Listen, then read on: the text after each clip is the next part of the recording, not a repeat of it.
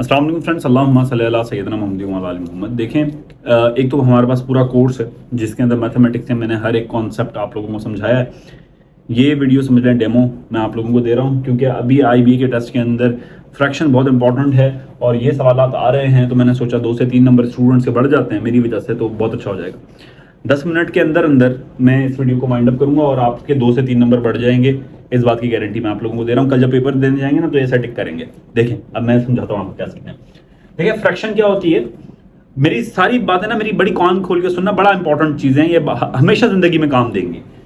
क्या होता है कि जब हम 1/1 फॉर्म में लिखते हैं ना तो हम उसको फ्रैक्शन कहते हैं। यहां तक बात समझ में आ गई? जैसे मैं 1/2 लिख रहा हूं, ठीक है, ये ऊपर भी लिखा था, नजर नहीं आया होगा तुम लोगों को। ये होता है फ्रैक्शन। अब फ्रैक्शन होती क्या है ये समझो। इसका मतलब होगा कि 2 में से एक हिस्सा, क्योंकि जो नीचे वाली वैल्यू होती है इसको हम डिनोमिनेटर कहते हैं, ऊपर वाली वैल्यू को नॉमिनेटर कहते हैं। दोबारा बता रहा हूं कि ऊपर वाली वैल्यू को नॉमिनेटर कहते हैं, नीचे वाली वैल्यू को डिनोमिनेटर कहते हैं। यहां तक बात समझ में आ गई? आगे चलो।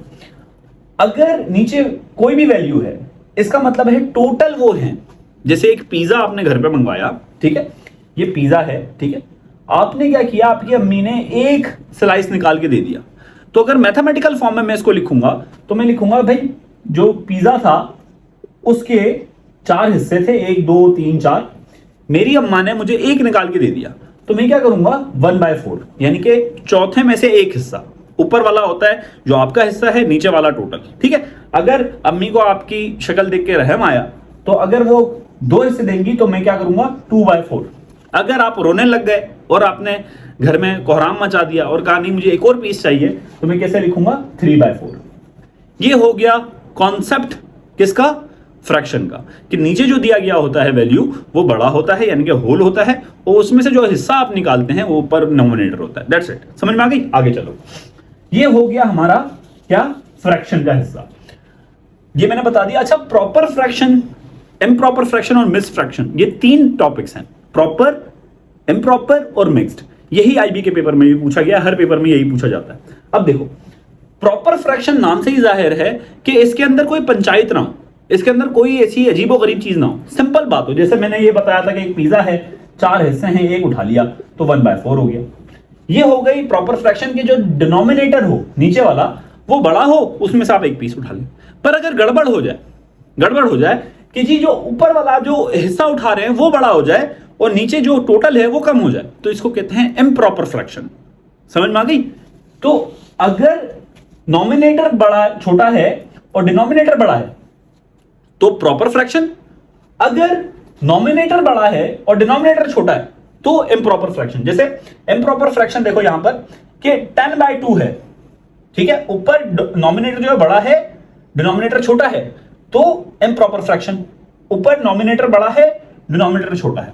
अब यहां पर भी देखो 5/4। अब मैंने ग्राफिकल रिप्रेजेंटेशन प्रॉपर फ्रैक्शन की बता दी थी, अब मैं इम्प्रॉपर की बता रहा हूं। देखो, अगर इम्प्रॉपर है 5/4, यानी कि नॉमिनेटर बड़ा है, डिनोमिनेटर छोटा है, इम्प्रॉपर हुई ना, ऊपर बड़ा है नीचे छोटा।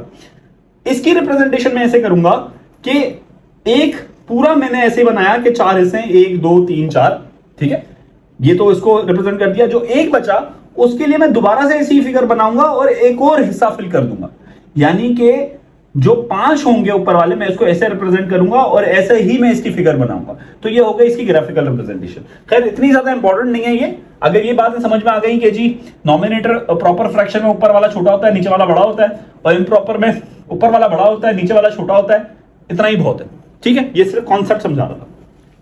अब आ जाती है मिक्स्ड फ्रैक्शन। अब समझो क्या होता है, ये मैंने 4 मिनट के अंदर तुम्हें समझा दिया, बहुत इंपॉर्टेंट लेक्चर है ये, सही है। आगे चलो। देखो, अब यहां पर कह रहा है मिक्स्ड फ्रैक्शन। मिक्स्ड फ्रैक्शन क्या होती है?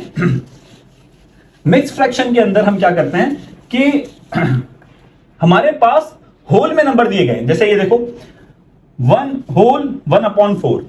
इसका क्या मतलब है कि एक जो पिज्जा है, 4 स्लाइस का, 1 2 3 4, ये 4 स्लाइस है, ठीक है। ये अजीबोगरीब तरीके से बनाया मैंने, इसको रेड कर देते हैं। ये 1 हिस्सा, 2 हिस्सा, 3 हिस्सा, 4 हिस्सा, ये पूरा होल हो गया, होल है पूरा ये। और फिर एक पिज्जा में से, 4 स्लाइस की पिज्जा में से एक उठाया, तो ऐसे लिखा।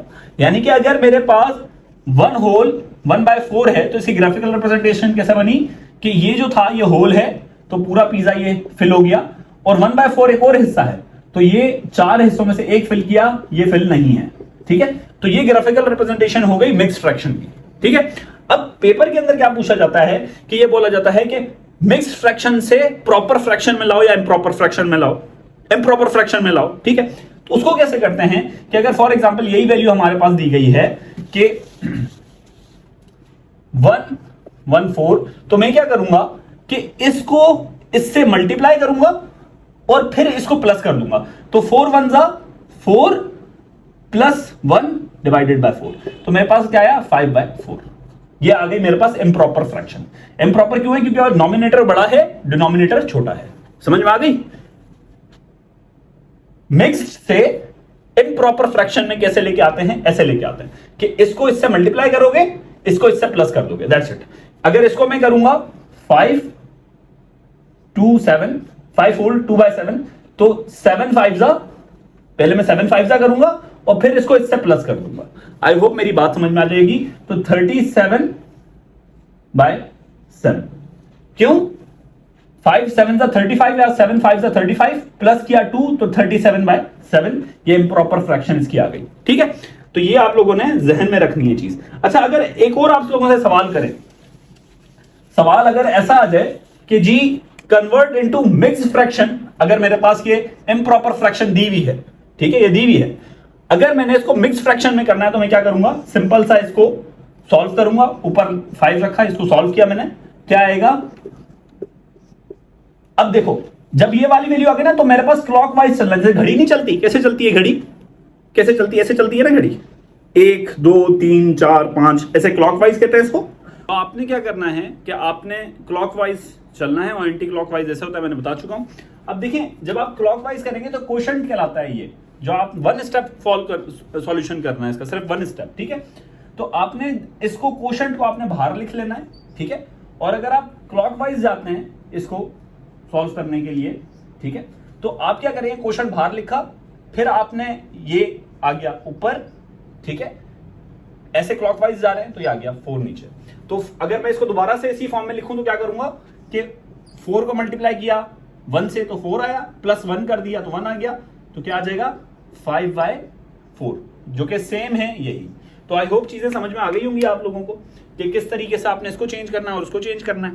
तो इस खिचड़ी बना के आपके 3 से 4 नंबर बढ़ जाएंगे। अपना बहुत ख्याल रखें, मुझे दुआ में याद रखिएगा। अगर कोर्स चाहिए हो तो नीचे दिए गए व्हाट्सएप पर रब्ता कर सकते हैं, बुक परचेज करनी हो तो भी। ठीक है, अपना बहुत ख्याल रखें, मुझे दुआ में याद रखें। अल्लाह हाफ़िज़।